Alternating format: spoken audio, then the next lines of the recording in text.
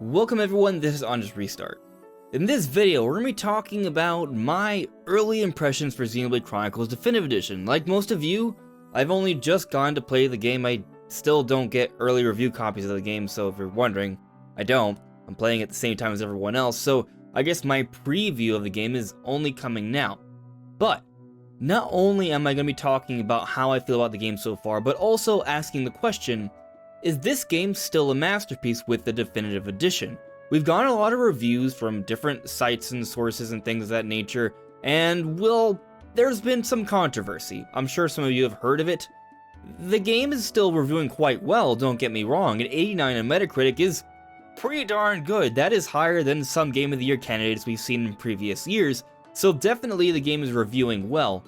But there's one site in particular where a lot of people are giving a lot of flack, and that's from IGN. Now, I just want to stress that I think in terms of scores themselves, I find it a little bit subjective. Like, you can't really judge something too much by simply a number. You really have to listen to what people are saying about a game and then judge for yourself if it's something for you. And I'll also say that 8 out of 10 isn't really something that would be a bad score, but that is a score that IGN gave Xenoblade, and I would agree that it is a little bit of a low ball. As we said, the Metacritic score is 89, so 80 is on the low end of that. But that's not where I think the review is a little controversial. This is where I find it a little controversial. The actual video review of the review, the spoken version of it, not the written version of it, had some mistakes that were very clear. The person who was speaking or reading off the review from a script did not play Xenoblade at all. So they referred to the Nopon as Napon, and they also referred to Rhine as Rain, who is a meme. Rhine is a meme, and that's been all throughout internet culture for years at this point. So if you're a gamer and you haven't heard of Rhine and don't know how to pronounce them, I would find that to be a little weird, especially if you had played the game, because this name is said all throughout the very beginning and all throughout the game. This game actually has voiceovers. There really is no excuse here. But on top of that, they also referred to Duncan as Duncan. Duncan? Really? Duncan? No, that's not a mistake. That is, you didn't play the game, and you read a script, and you didn't play the game. Now, I think the person who actually wrote the review definitely played the game. I think that's fine. I just think it's a little unprofessional to go and take someone else to read off of that script who has no experience of the game whatsoever. And what makes things worse is that this is not a new game. This is a game that is a remake or remaster or the definitive edition of a game that's been around for years. A game that is very popular and important to Nintendo history and culture, and you don't know about the names of the main characters that are said all throughout the very beginning of the game. For Duncan, he is the most important character for the opening cutscene of the game, and you didn't know about it. So I think that's pretty bad. That's just me being honest. The score itself, no, I don't think it's bad. Do I think IGN has a little bit of history of sort of devaluing Xenoblade? Yes. If you check out one of their most recent podcasts, the first thing they talk about is a joke or making fun of the designs of Xenoblade 2, which, okay, you know, you're entitled to your opinion, but the point is, there is a history of IGN not really respecting Xenoblade as much, I think, as it deserves. They're usually on the low end of reviews for Xenoblade, and when it comes to, like, the top RPGs or top games of all time, Xenoblade usually gets the shaft from IGN. That's just kind of how it's been. So when you have a review like this that's on the low ball, and then you have someone who reads the review from a script who doesn't know any of the names of the important characters that are said all throughout the very beginning repeatedly, yeah, that's unprofessional. So I think there's something bad there, but the score itself I think is fine. I think the person who actually played the game and wrote the review, they're entitled to their opinion, and that's okay. But some people have been arguing that, hey, you know, 8 out of 10 is a lot lower than what they originally gave the game so many years ago. It is, but does that mean it's unfair? I don't think so. Different people probably played the game, and standards change. So that begs the question. A big part of this video is all about questioning, is Xenoblade Chronicles still a masterpiece? And in my opinion, so far, I think it is. And obviously, as I've been saying, I just got the game. I haven't played through it to completion, so I don't know about every facet of the game so far, but I've put in about 7.5 hours, and I gotta say that I'm liking it a lot.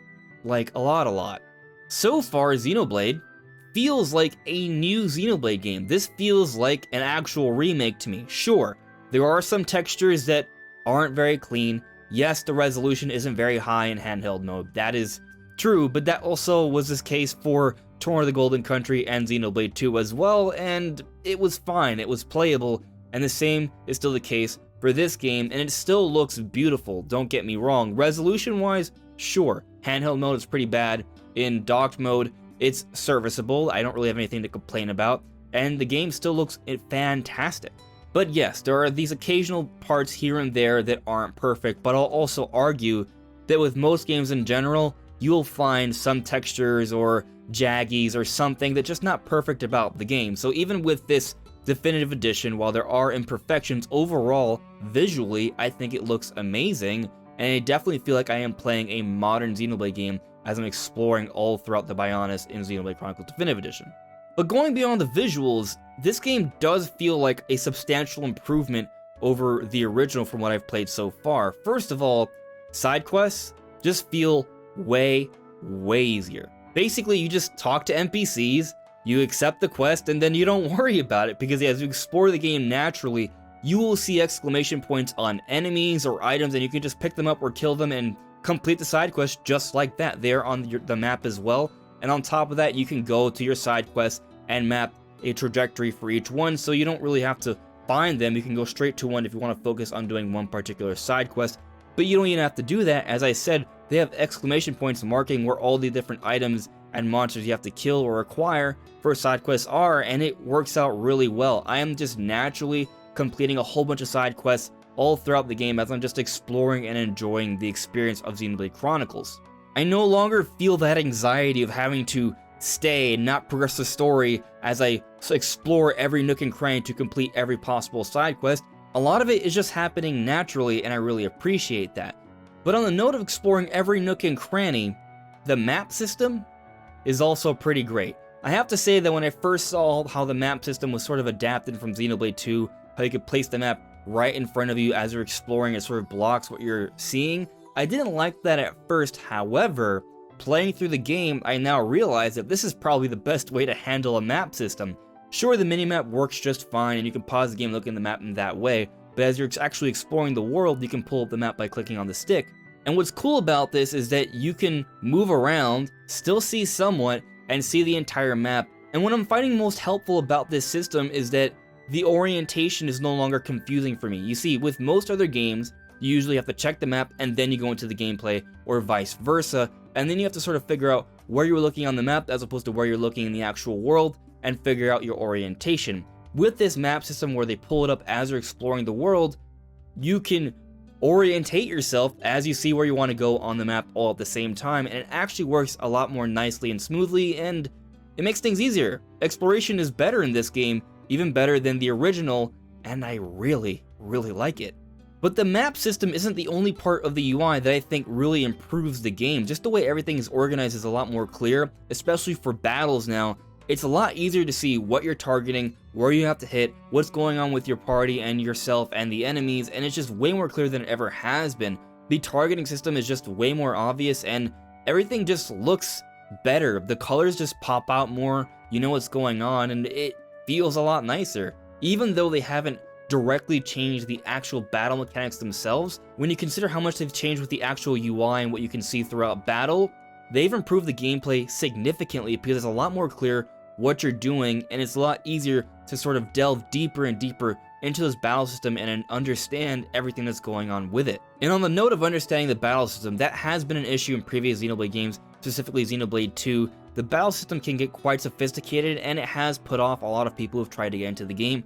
The tutorial system just isn't that great compared to other Xenoblade games, but with Xenoblade Chronicles Definitive Edition, it's a lot more clear. They slowly give you a little bit of information at a time. They give you a mechanic, they explain how it works, and then you try it out, and then you continue playing throughout the game. They don't shove a whole bunch of information at you all at once. They give you a little bit at a time, and they slowly build you up until you are doing all these sorts of crazy things all at once, and it feels really great. I think for a lot of people who haven't tried Xenoblade before, playing Xenoblade Chronicles Definitive Edition might be the best way to enter this series, with how easy the tutorials are, with how great it looks, with how great it plays with the menus and the side quests. I do think this might be still the best Xenoblade game yet. With all the enhancements we've seen with Definitive Edition, it really does feel like a great, smooth experience, and I think it's something that I would say is still better than Xenoblade X and Xenoblade 2, and I love those games. I will fight to the death for those games. But Xenoblade 1, in my opinion, is a better game in terms of story and what you do with the world, and just overall I think it's a more well put together game. But with these enhancements, it has aged beautifully, and I still feel like Xenoblade Chronicles Definitive Edition is definitely a masterpiece. Now, before we end things with this video, there's a couple more things I want to mention. First, there actually are these challenges that you can sort of enter. They're like portals, kind of like the DLC for Xenoblade 2, and they're like time trials and things of that nature that you can access throughout the main campaign. So there's actually new content on top of the future connected epilogue story that you can access after the story or just separately from the story. So on top of the remastered music and the improved visuals and the quality of life changes and the epilogue story, there is also some additional content thrown into the main campaign as well. And on the note of the main campaign, the other thing I wanted to mention before we go is the story. The story, as I'm playing through it, it's been a few years since I've experienced the story. It's very good, it's captivating. A friend asked me the other day if the voice acting in Xenoblade is bad, and I told him no, I think it's at least serviceable. But now if he were to ask me that question again, as I'm playing through the game, I would say it's actually pretty good. The story is strong. Sure, if you hear Shulk scream out of context, it might sound a little cringy, and some of the side characters don't sound amazing, but overall, I think the voice acting is still pretty good. It holds up pretty well, and the story is captivating, and I just want to continue to see more about the story. Even though I kind of know what happens, it's been so long, I still want to know and re-experience it again. Those are just my early impressions of the game. I'm definitely curious what you guys think so far of the game, or if you're still sort of not sure if you want the game or not. Please let me know in the comments below. If you have any questions, I will gladly share with you what I think so far of the game. But I gotta tell you, I'm really liking it. So yeah, I'm excited, I'm hyped. Anyways everyone, this is On Just Restart. Thank you so much for listening and watching, and I'll see you all really soon. Take care.